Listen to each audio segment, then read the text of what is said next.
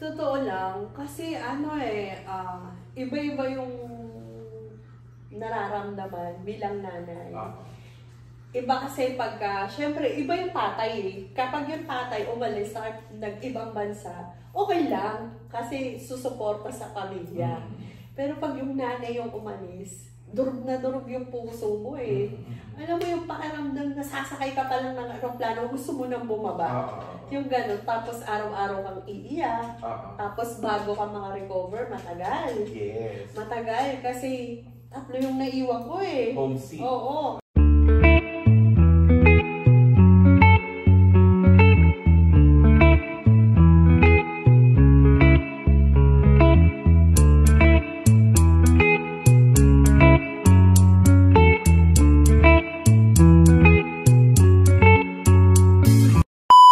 What's up, mga Leo?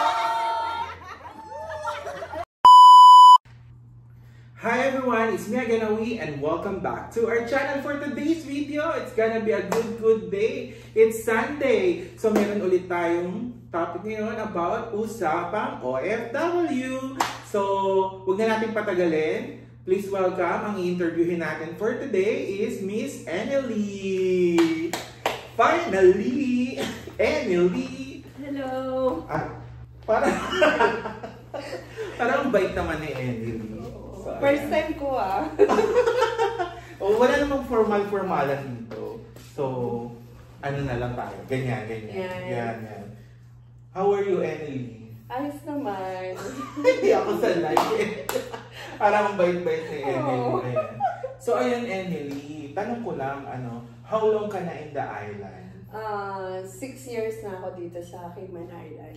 So, nag-work ka currently as what? Nail technician ako sa local hotels, vacation. Oh, yeah, oo. Kung saan doon ko rin siya nakilala kasi doon din ako sa kanya nagpalinis. Oh, grabe naman kasi yung talk show nito. So, ayun, Enely. So, pero mag-backward muna tayo, no? Sa Philippines. Before ka pumunta dito, ano yung work mo sa Philippines? Sa Pilipinas, hindi naman talaga ako nail technician. Sa Pilipinas?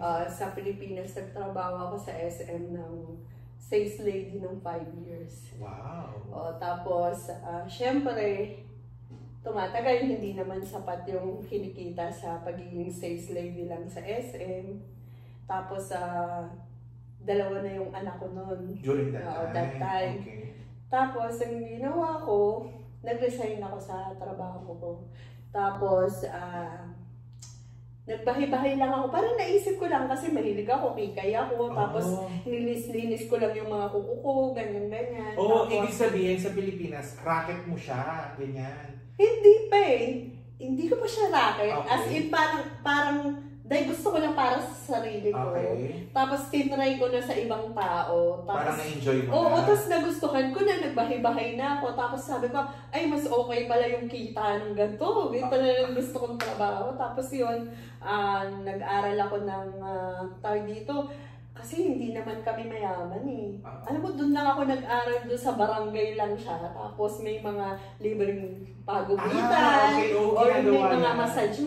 Tapos gawa ng kuko. Tapos bibigyan ka ng certification. Yun lang. Tapos parang siya, TESDA siya, pero barangay level. Oo. Pero TESDA din siya.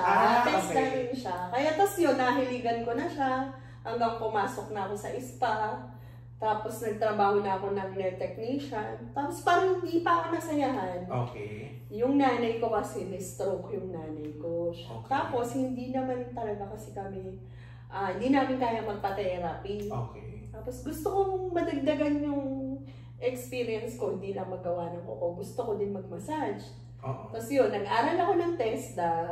Tapos, about massage naman massage. Wow, oo, kasi gusto ko, hindi lang ako mag-stay dun sa isang knowledge ko. Gusto ko, yung iba-iba. Okay. Para kung sakali, magpunta ka man sa ibang bansa, or kahit ano man yung gawin mong trabaho, yung magiging okay yung trabaho mo. Kahit saan ka ilagay, pwede. Yun, tapos, nagtrabaho ako sa Manila, sa Makati, ng massage therapy. Okay. Tapos, syempre, mas okay din yung kita kasi mga turista yung mga Clients. clients namin doon. Halos parang nasa ibang bansa ka na rin.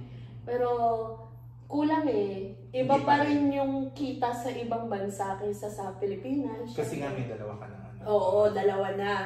Tapos, syempre, naging tatlo na yung anak ko, Okay. tapos nadagdagan pa ng isa. Yung kinikita ko, hindi naman talaga siya sapat. So, lalong hindi Oo. na sapat. Kasi kung kuwari, dahil tatlo na siya, kung yung baby ko lang yung bubuhayin ko, kaya ko siyang Kaya. buhayin. Pero syempre, dahil tatlo, hindi kaya. Hindi Oo. talaga siya kaya. Kaya, Kinakapos sabi ko, na. oo, nag-isip akong makapag-abroad. Tapos yun, pinalad naman akong makapunta dito sa Cayman. Yan. So, kaya, sino ba yung what brought you in Cayman naman? yan. Year 2000? 2018. Ako Okay. napunta dito. Aha. Siyempre, pagka mag-abroad ka, hindi biro yung paano Gas. ka makapunta ng Cayman. Totoo. Kasi ang Cayman sobrang layo. Yeah. Tapos ang mahal ng pamasahe. Exactly. Buwis buhay. Talagang Makapunta ano ka dito. rin, parang nag-business, Parang no? nag-invest. Oo, mag-invest ka Nag-invest talaga. ka na parang wala kasiguraduhan. Alam mo yung So, ayun ano. guys, sa mga aspirant, mga OFW, or gustong maging OFW, overseas contract worker. So, hindi lang siya yung naisipan nyo na Oo. mag-ibang bansa. It will take a lot of gastos, Oo, totoo yan. courage, and everything. Yeah. Tsaka, marami akong mga kaibigan, mga kamag-anak, tinatanong nila ako paano makapunta dito. Sobrang laki talaga ng gastos. Mm-mm. Sobrang laki, tapos napakahirap makapunta sa Cayman. Tapos, kung iisipin mo yung gastos, pwede mo nang pang-business sa Pilipinas yun eh, di ba? Makakabili ka na nga ng Oo, lupa eh. totoo. Ah. Sobrang mahal talaga. Sabi ko nga, parang nasa dulo na ako ng mundo. Totoo. Sa sobrang layo, Oo. 2 Sa days. pagpunta ko dito sa Cayman. Oo. Tapos syempre, ang hirap kasi, ang hirap umuwi. Ang mahal kasi ng ticket. Yeah. Alam mo yun, 2,000. Oo. Tapos work na sa mga 250 or 200,000 na yung pamasahe. Kung iisipin mo, papadala mo na lang yun sa pamilya mo, di ba? Di ba? Correct, Ganun, correct. oo. Kaya, ayun, parang, wala, gusto ko lang, experience makapagtrabaho sa ibang bansa, tapos gusto ko lang din mag-grow ako, tapos yung mga anak ko, masuportahan ko sila, yung pangangailangan nila. Mm-mm. Tapos, syempre, mahirap maging single mother. Oh, Yan, okay. syempre, tapos yung mga magulang ko, ako din yung nagsusupport sa kanila. So, ibig sabihin yung 3 mong anak is nasa parents mo, tama? No, kasi nung umalis ako, 5 months pa lang yung baby ko. Oh, okay. Oo, tapos yung dalawa kong anak, nandun siya sa magulang ko. Okay. Tapos yung isa kong 5 anak, months. iniwanan ko siya dun sa asawa ko. Okay. Kasi yung mother ko, stroke yung nanay ko. Tapos yung tatay ko naman, diabetic siya. Okay. Tapos parang hindi na nila kayang mag-alaga pa ng baby Bata, pa. oo. Tapos ang naisip ko naman, kung doon siya sa poder ng asawa ko, Mas maalagaan mas siya. maalagaan siya Tama. ng maayos. Kasi nga, yung tatay or nanay nung ex-husband ko, naman siya, Able naman. inaalagaan naman talaga Okay. siya. Kasi kung papaalagaan ko yung mga anak ko sa ibang tao, parang hindi ako kampante. Tama. Mas iba pa din yung alaga ng magulang. Yes. Yun, totoo. Yun. Parang Oo. related to sa Oo. bata. So, ayun. So, right now, so ibig sabihin, kung 2018, 6 years ka na sa isla. Oo. So, yung anak mo, 6 years na rin? Or Oo. magsa-7 na ba? 6 years old na. Oo. Mag 6 years old. So, anong nafe-feel mo? Lumaki yung bata na wala ka doon.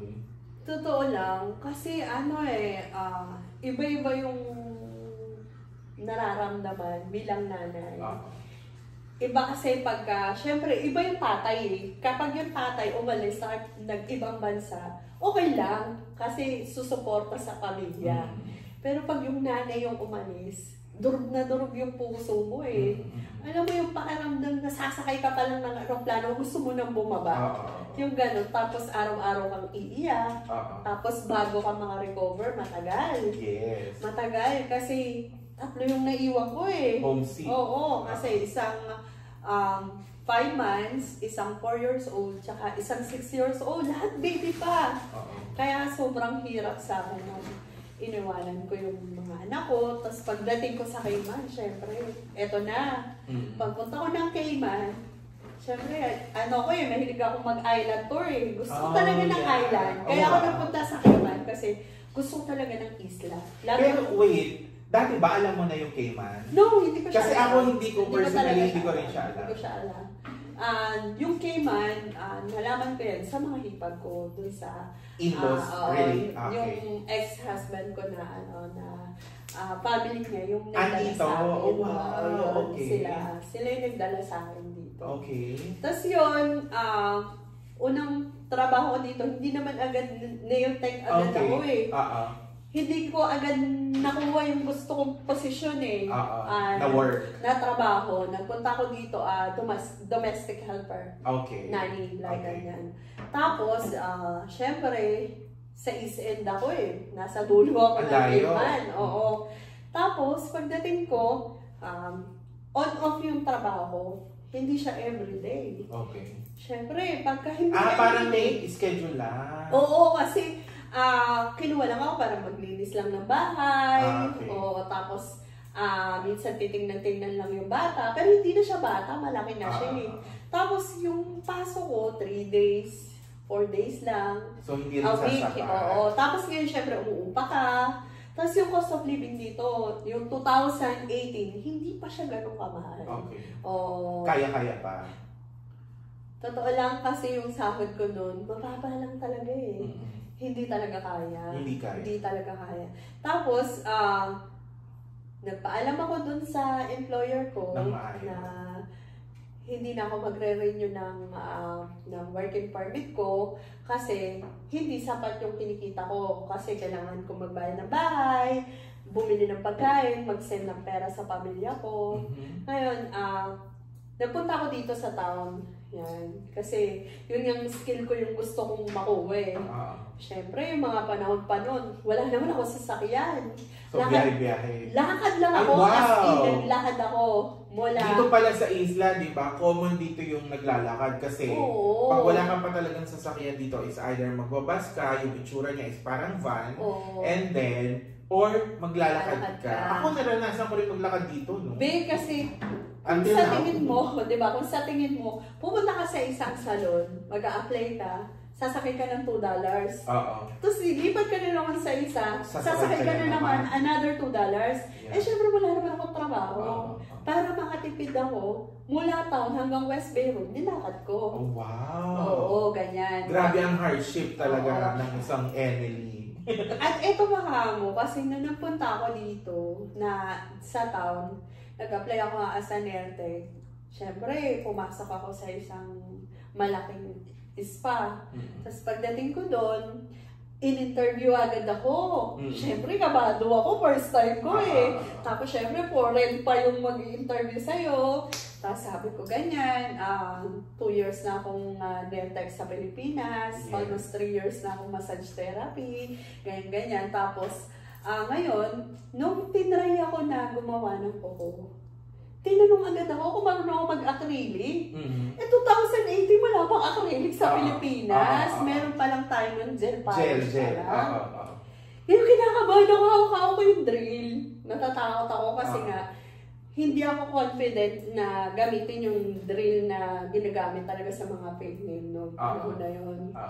Ngayon, syempre, hindi ako natanggap. Kasi ang sinasabi agad na ang hinahanap naming nail tech is marunong talagang mag-acrylic. Okay.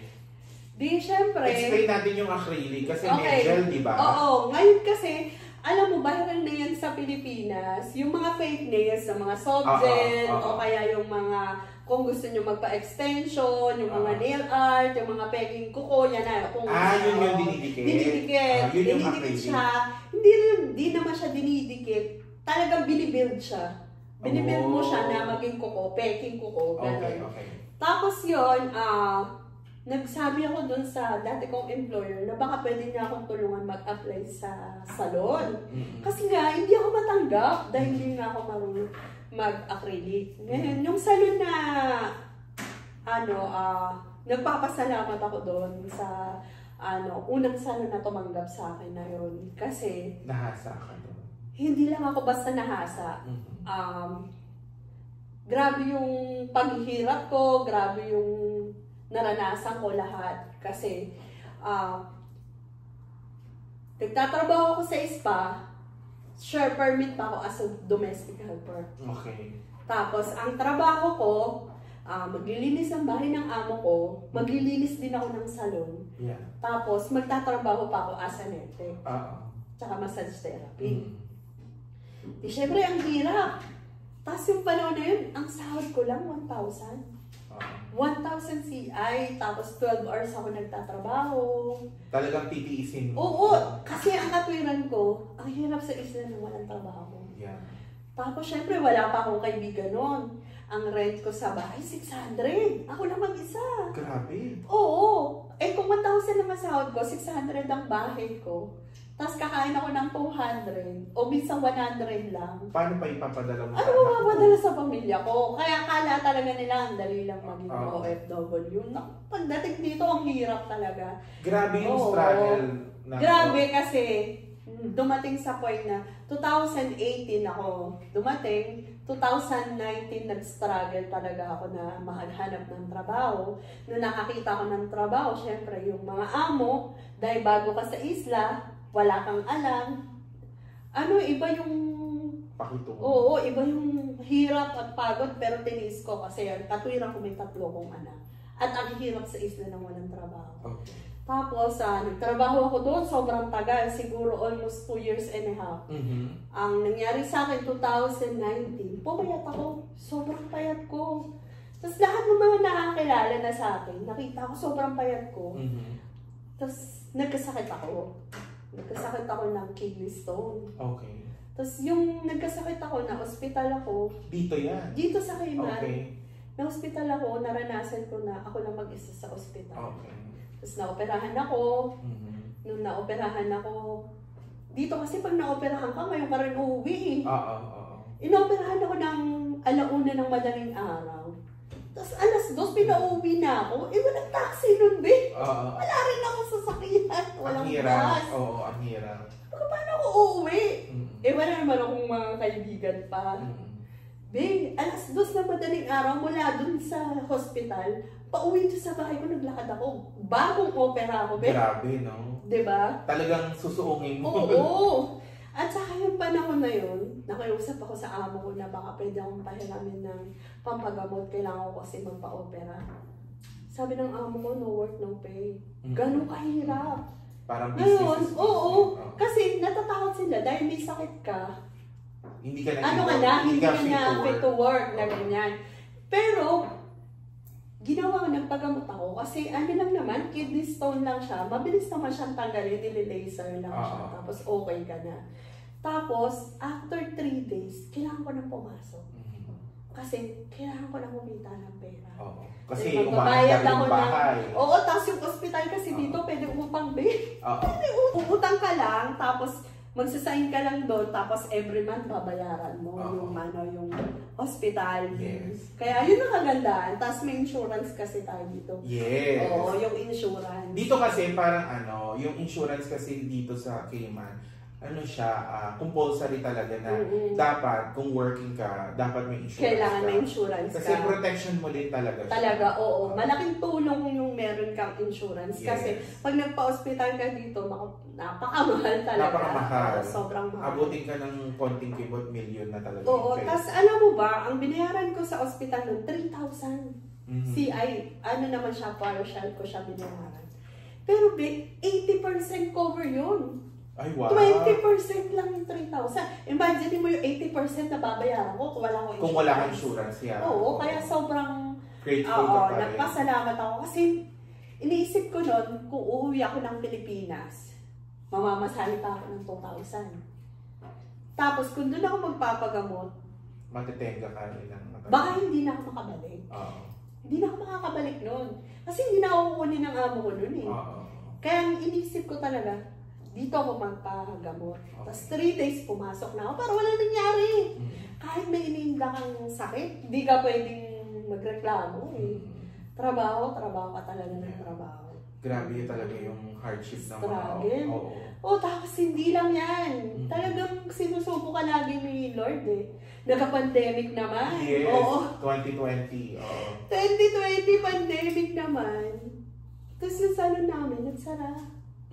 Nagsara, syempre. Ito muna tumanggap sa'yo. Oo, yung pa rin na employer ko, hindi naman ako nagbago agad. Tapos, anong nangyari nun? Sabi ng amo ko, gusto mo bang umuwi? Pwede ka namang umuwi. Kaso, pag umuwi ka, pamasahe ko. Oo. Wala naman akong pera na papamasahe na. nun. Hindi, syempre, kakaka-opera ko lang, tapos pandemic pa. Yeah.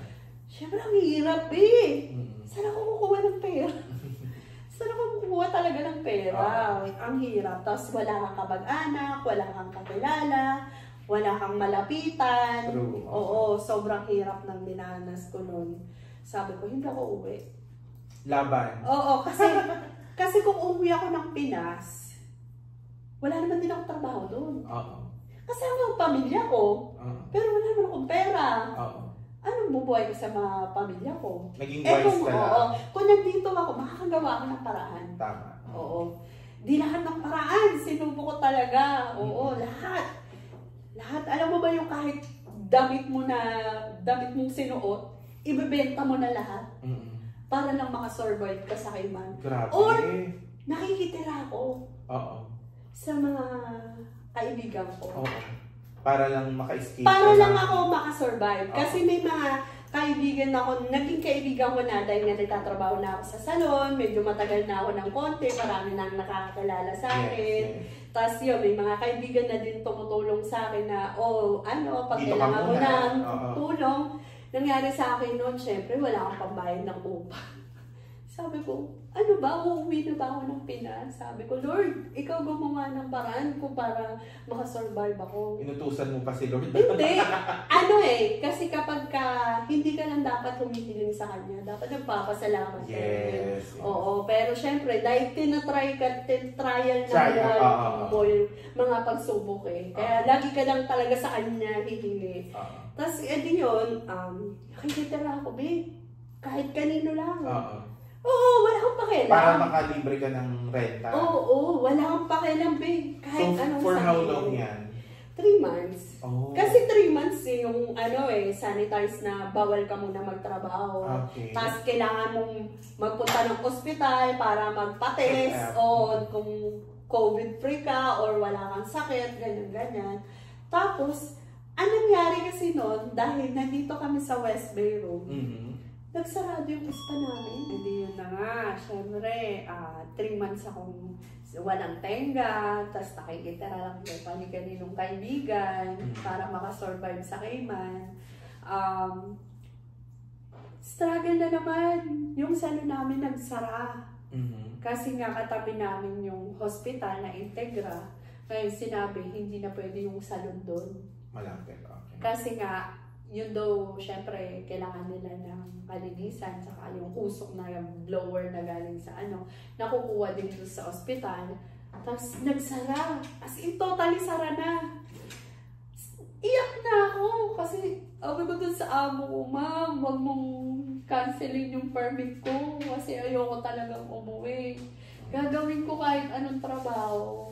Parang, yung amo ko naghanap ng ibang spa na pwede siyang mag-build. Tapos, yun na, syempre, nakapasok na ulit yung spa, okay na ulit, okay na lahat. Yan. Tapos, nag-aral ako dito sa Cayman. Nag-aral ako ng acrylic, polygel, nail art, at saka, tawag dito, deep powder. Yan. Isa yung mga 4 yung course na kinuha ko dito sa Cayman Island. Tapos, syempre, maganda na yung skill ko kasi may 4 na akong bagong knowledge. Tapos, lumilevel up na yung knowledge ko. Tapos, yan na. Nag-aagawan na ngayon yung spa na gusto kumuha sa akin. Kasi nga, na ako qualified na ako sa lahat. Na gusto kong pasukan. Ngayon, tinanong ko yung amo ko, kailan mo ba tataasan yung sweldo ko? Kasi 2.5 years ng ganun kababa. Siyempre, kailangan ko ng increase at saka kailangan ko makasurvive. Kailangan kong madagdagan yung kita ko. Kaya hindi niya dinagdagan. Ginawa ko, kinabukasan, nagpasa na ako ng resignation letter. Tapos ayun na, pumasok na ako sa ibang spa. Pero hinarang ako ng amo ko. Kasi ayaw niya ako mapunta sa ibang spa. Gusto niya sa kanya lang. Okay. Pero syempre, sabi ko doon, may pangangailangan. Oo, kailangan ko mag-upgrade. Kaya nga ako nag-aral eh. Kailangan kong kumita ng maayos, kumita ng malaki para sa pamilya ko. Kaya masasayang yung waste ng oras sa ng ano. Hindi naman pag sinabing nasa abroad ka, laki agad ng kita. Hindi agad. Tapos, ang mahal ng cost of living dito, mamamatay ka nga dito sa hirap. Diba? Oo. Yun yung struggle talaga. Tapos, ayun na, napasok na ako sa maayos-ayos na salon. Kumikita na ako ng tama, kumikita na ng maayos ako ng... So, able ka na. Na okay na yung kita ko. Tapos, syempre, maraming struggle sa pamilya, ganyan-ganyan, dumadating talaga yan. Tapos, syempre, makakaipon ka ng konti, mauubos na naman, dahil padala sa pamilya, may nagkakasakit, merong kailangan gastusan, ganyan-ganyan. Tapos, hindi yun na. Tapos sabi ko, gusto ko naman umuwi. 2021. Okay. Gusto ko na umuwi. Syempre, tagal ko na sa Cayman. For vacation? Vacation lang. Okay. Gusto ko na talaga. Nag-iipon ako dun. Hindi ako nakaipon. Kasi nga, syempre, yung mga magulang ko, may sakit din sila. Kailangan din pantustos. Oo, naoperahan yung nanay tatay ko. Yan, yung mga struggle talaga yan. Kasama yan. Oo, sa anak, sa mga magulang. Hindi na naman ako nakauwi. 2022, gusto ko na naman umuwi. Oo. Gusto ko na ulit umuwi. Excited na ako. Nakiusap yung nanay ko na baka pwede kong dalhin yung kapatid ko dito sa Cayman.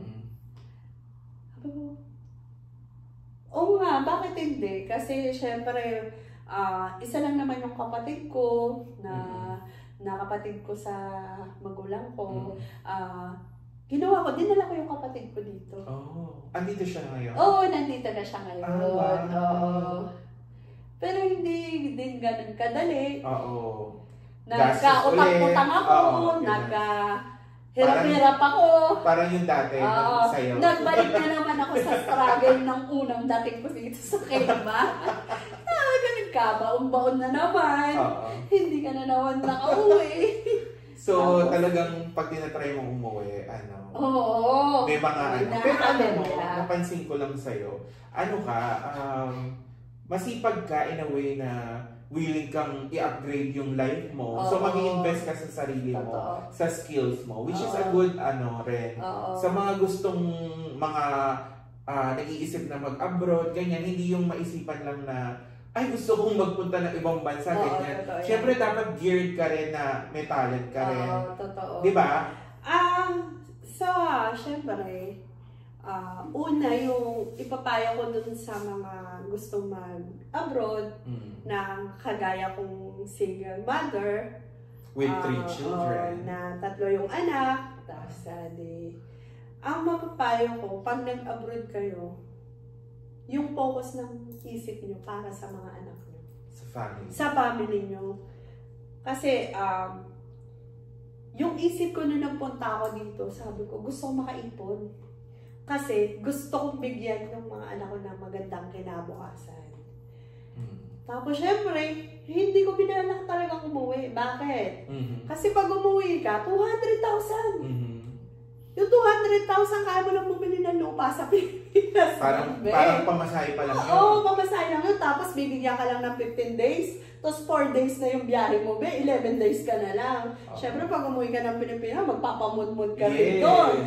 Piling gastos. Mayaman ka ng 15 days, 1 year mo pag-iirapan. Totoo. 15 days ka lang. Di ba? Kasi para lang sa kaalaman din ng iba, kahit na kaming mga OFW or kami dito sa, ewan ko lang sa ibang bansa, sa iba pang bansa, sa Cayman kasi, more on, ganito yung nangyayari. Kami, as a Filipino, kung uuwi kami as a OFW, yung naiwanan naming house, we need to pay pa rin. Oo. Diba? Oo. Kasi hindi natatapos doon. Hindi porket nagbakasyon ka, ito na rin yung bayarin mo. No. Oh, no, hindi. Tuloy-tuloy pa rin yun. Eto pa nga eh, maniwala ka ba na kumikita ko ng 1,000, dati, na kumikita ko ng 1,000, pero nakapagpunta ako ng bayan lupa. Wow. Oo. Pero 1,000 lang kita ko. Oo. Kasi yung mga panahon na yun, nakabili ako ng lupa. Lupa lang. Hindi ako bumili ng bayan. Nabuo ka yan. Oo, kasi wala naman akong pera. Tapos hindi ako kumuha ng hulugan. Kasi wala naman akong pangulog. Kasi yung struggle ng buhay ko, hindi pang kaya na pang level up na mayaman ka na agad. Na magkapanggap ka na gusto mo ng condominium mo, kaya gusto mo sa mga subdivision, di mo naman kaya. Totoo. Bumili ako sa hindi subdivision. Okay. Lupa lang siya. Saan Tapos, sa Bulacan, sa wow, okay. Bumili ako yun noon, pero yun, binili ko para sa magulang ko. Ay, wow. Okay. Sa magulang ko yun. Kasi gusto ko, dun sila titira. Pati yung mga anak ko. Tapos yun, pinatayuan ko siya ng bahay. Yun, natayuan naman na siya, paunti-unti. Hindi man siya malaki, pero masasabi mong sayo. Sayo, di ba? Umuwi ka man ng Pilipinas, wala ka mang pera, may sarili kang bahay. Parang ganito yung nangyari sa'yo, no? Alam mo na gigipitin ka dito. I mean, magigipit ka sa mga panggastos mo, pero meron naman napupuntahan yung pera. Oo, kailangan meron ka dapat na budget para sa mga anak mo. You always think of the future. Oo. Pero, alam nyo, naging OFW ako, yung mga anak ko hindi naranasan na malaking pera. Hindi nag-birthday ang anak ko sa mga magagarbong birthday yan. Simple-simple lang. As in talaga, kakain lang sa Jollibee, kakain lang sa labas, o magbibili lang ng spaghetti, ganyan. Laging ganun lang. Tapos yung mga anak ko, hindi ko sila sinanay na okay lang nga, bilhin mo lahat ng gusto mo, ganyan. May limitasyon yung binibigay ko sa anak ko. Pero although na binibili ko yung mga gusto nila, kasi doon na lang ako babawi eh. Doon na lang ako babawi sa mga pangangailangan na hindi ko na ibigay sa mga anak ko. Pero hindi ubos biyaya. Hindi siya lagi. Oo, hindi. Libo-libo, kailangan mo ng mamahaling cellphone. Bibili ko yung anak ko ng cellphone, yung tigta 3,000. Bakit? Sirain man niya yun, okay lang. Hindi ka masasaktan. Oo, bili ka pa ulit. Yes. Diba? Bili ka pa ulit. Pero binibilan ko yung mga anak ko kasi gusto ko, araw-araw nakakausap ko sila. Yes. May purpose pa rin. Oo, hindi dahil gusto kong matuto yung mga anak ko sa mga social media. Gusto ko lang, yung makukonta ko yung anak ko na ano ko sila, kung okay lang ba sila, kung na, kasi ngayon, iba ng social media, makikita mo na talaga yung mga anak mo sa cellphone, kahit di kayo magkasama, okay na yung ganun eh. Tsaka, inisip ko, kung lagi akong uuwi, iba yung pakaramdam. Nang pauwi, excited ka. Siyempre, masaya yung pabalik. Oo, masakit. Oo, yung pabalik. Yun ang hirap ng struggle ng pabalik. O baka hindi na ako bumalik. Oo. Hindi.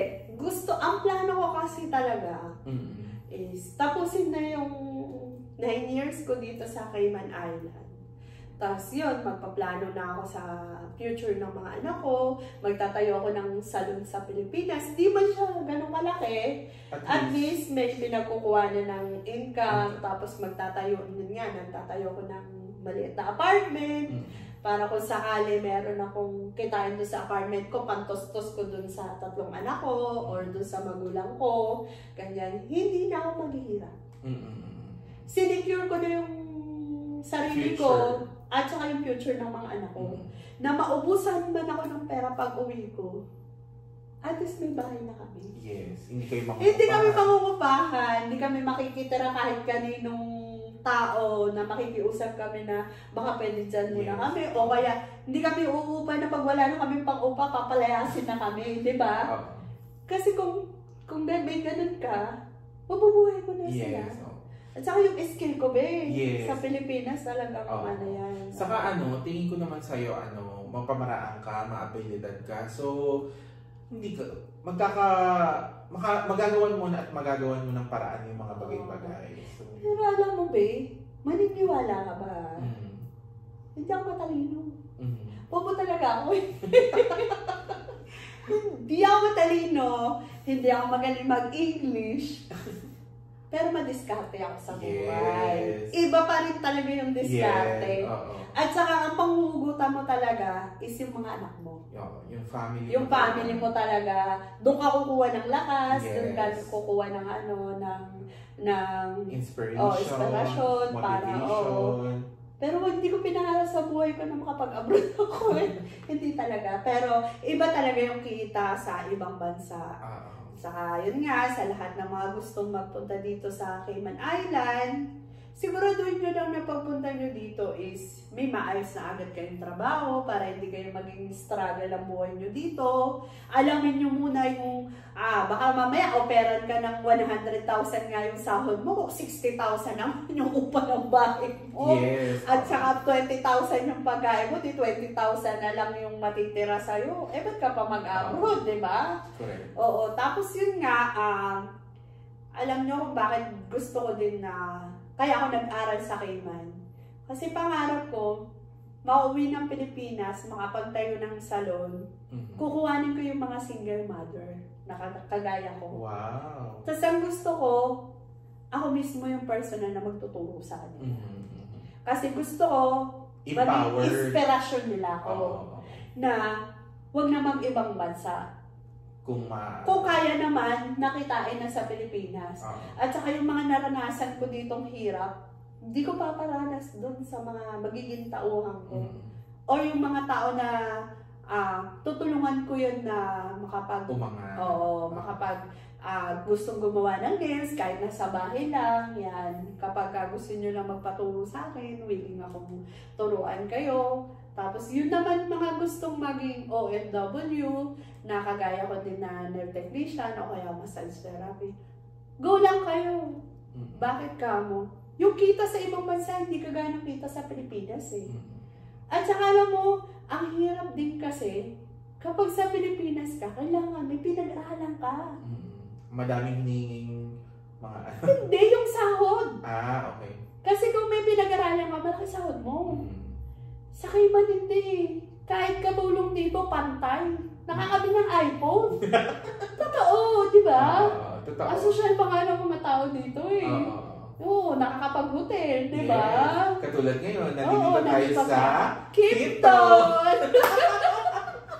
Meron nag-sponsor lang. May sponsor. Thank you sa aming Thank you po. secret. Yan, sa kaibigan ko po na yan. Yeah. Nakakabait yan. Kailangan marami ka talagang friendship para makakipton ka. Yun yan, nakapagpatayo na ako ng sarili kong bahay na matatawag kong akin at para sa mga anak ko. Hindi man siya ganun kalaki, tapos hindi man ganun kamahal, kagaya ng sa iba, pero matatawag kong sa akin talaga. Yes. Tapos yun, nagpapatayo din ako ng maliit na apartment, pero hindi pa siya tapos. Kasi pero nasimulan na. Oo naman, syempre. Yes. Malapit na, pero push pa. Nagsisecure pa rin ako ng kahit maliit na pera para makapagpatayo ako ng salon. Isinisecure ko na yung rollover ko. Kasi kung hindi man ako bumalik, okay lang. Oo. Kasi parang kalahati na ng buhay ko na sayang na hindi ko kasama yung mga anak ko. Yun lang yung kaya gusto ko na umuwi. Yun lang yung dahilan. Pero parang naiiyak ka. Siyempre, di ba? Sa ating, yung hirap ng mga dinanas natin, hirap ng hindi natin kasama yung pamilya natin, hirap na yung kagaya ko, yung anak ko, 3, hindi lang yan isa, hindi lang 2, 3. Hirap, napakahirap, pero laban lang. Yes. Laban lang. Laban lang talaga. Oo, tsaka yun nga, kapag syempre, nakapag-abroad kayo, ipon talaga kayo, kailangan talaga mag-ipon, tapos ang mindset lagi, huwag puro padala. Yan.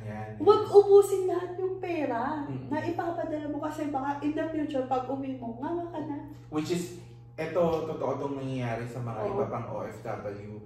Talagang pag umuwi sila, parang sila yung pinakamahirap pa. Yung iba kasi yung iba, they send sa school, na pagpatayo yung ganito, ganyan. Ikaw uuwi kang parang minsan mag-isa ka. So, Kailangan din natin matuto sa mga nangyari sa iba. Totoo yan. Tapos, yun nga, kapag nakapag-abroad kayo, talagang kailangan i-secure mo yung kung 9 years na sacrifice mo, i-secure mo na yung future ng pamilya mo. Kasi marami dito sa Cayman, after 9 years, walang ipon, wala lahat, bumabalik pa ng after another 9 years. Parang 18 years na ng buhay mo, kalahati na ng buhay mo, nasa Cayman Island na. Sabi ko parang hindi ko kaya. Kasi marami nag-offer sa akin dito na kung gusto mag-style ng sarili kong spa. Kasi nakabuild na ako ng mga customer ko eh. Sabi ko hindi. Kasi hindi ko nakikita yung future na dadalhin ko yung mga anak ko dito. Kasi pag dinala ko sila dito, hindi kaya. Mahal ang cost of living sa Cayman. At saka yung struggle, mahirap ang struggle sa Cayman. Mahirap mabuhay kasi magastos. Oo, mahal kasi ang cost of living. Yun lang. Yun nga, kung sakaling mag-a-abroad kayo, pag-isipan yung mabuti, kung kaya naman sa Pilipinas, madiskarte ka lang, magtayo ka ng sarili mong spa. Uso na nga kasi ngayon kahit single mother or mother ka, sa bahay lang may mga mobile spa, meron naman sa bahay lang gumagawa. Galingan nyo lang. Alam mo, naniniwala ako, kahit nasa dulo ka pa ng Pilipinas, basta magaling ka, pupuntahan ka ng tao. Oo, totoo yan. Totoo yan. So, yun. So, keep shining. Oo. So, mahanap lang, di ba? Yes. Aral lang. Ako yung itong mag-aral. Yeah. Oo. Kasi, eto na yung gusto kong skill. Eto na rin gusto kong pag-aralan. Tapos, every year kasi, may bagong knowledge, may bagong gadget, may bagong high-tech na technology. Dapat aral ka lang ng aral. Yeah, kasi every year or every 6 months may mga technology na lumalabas. So, kailangan lagi kang upgraded. So, ayun. Grabe. Grabe yung mga napagdaanan ni Enely. Parang, dakila. Sorry. So, ayun. So, sa mga naranasan mong yun, Enely, so, saan ka humuhugot ng lakas? Kasi, may mga times tayo, ako personally, nung bago ako dito, 3 months akong tulala. Oo. Yung parang umiiyak ako mag-isa, ganyan. Kasi syempre may family tayo sa Pilipinas, may anak tayo na naiwan, may asawa tayo na naiwan. So, ikaw, saan ka humuhugot ng lakas na para makonquer mo yun?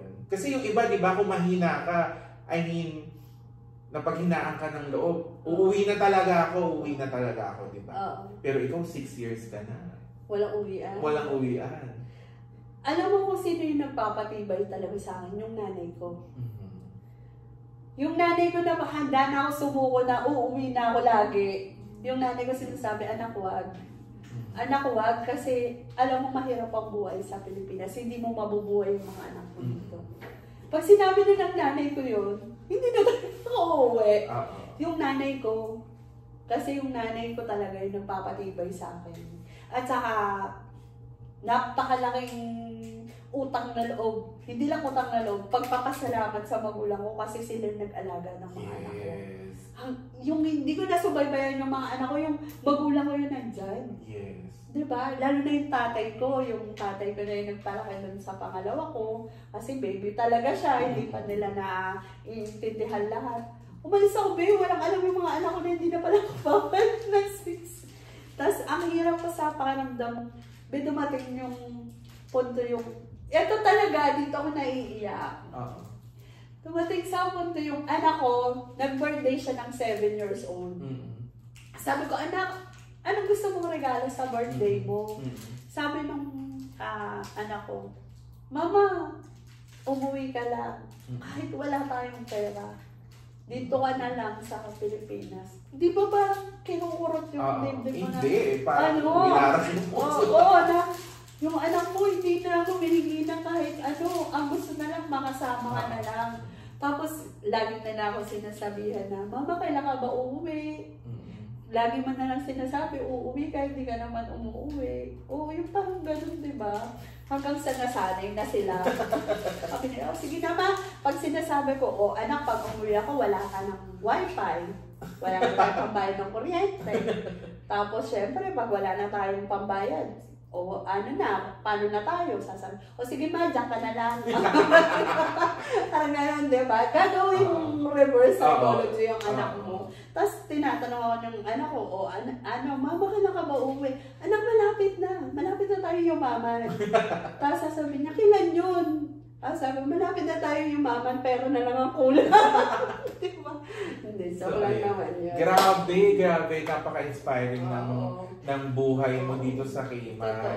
So to wrap up this lang, no, Emily, meron ka bang any Bible verse or meron ka bang motto or something na sayings in life na you hold on in it? Alam mo sa totoosin lang, hindi ako nakababasa ng Bible. Pero, kahit ako nagbabasa ng Bible, hindi ako palasimba. Pero paladasal ako.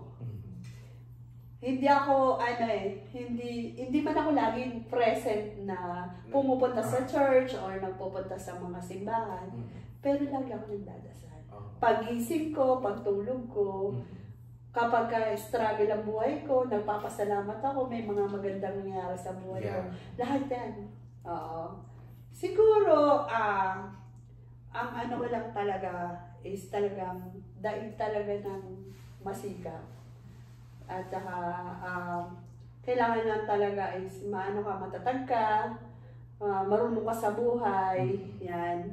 Tapos laban lang, lagi, yan. Yun lang naman siguro ang bibigay ko na payo sa mga OFW. Yes, so ayun, sabi ni Emily, fight! Fight!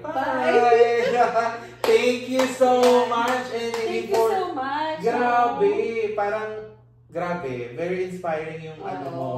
Ang dami mong napagdaanan and yet andito ka, happy. Siyempre. So ayan, thank you so much, Emily, for allowing me to do this interview. I think matagal na rin naman.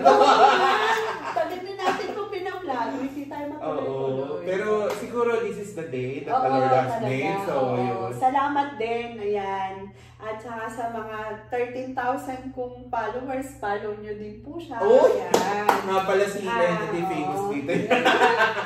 Yan, alam nyo, naniniwala ko, pagka mabuti yung loob mo, is talagang be-blessing ka ni Lord. Yes. Kahit ano pang sabihin ng ibang tao sa'yo, yes, basta alam ni Lord kung gaano kaganda yung puso. Amen. Yan, diba? Ganun lang. Ayun. Meron ka bang gustong i-promote? Ayan,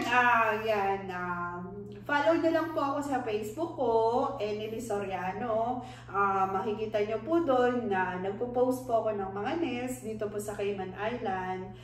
Yung mga Pilipino ko pong mga kaibigan, kakilala, maraming salamat po kasi sinusuportahan nyo po. Wala kayong sawang suporta. At yun nga po, kapag gusto nyo pong mag-abroad, sige lang po, tuloy nyo lang po yan. Kung talagang gusto niya ng magandang future, is talagang nasa abroad. Nasa abroad talaga. Yun lang yung masasabi ko. Okay, yeah. Thank you so much. We love you so much. Bye for now.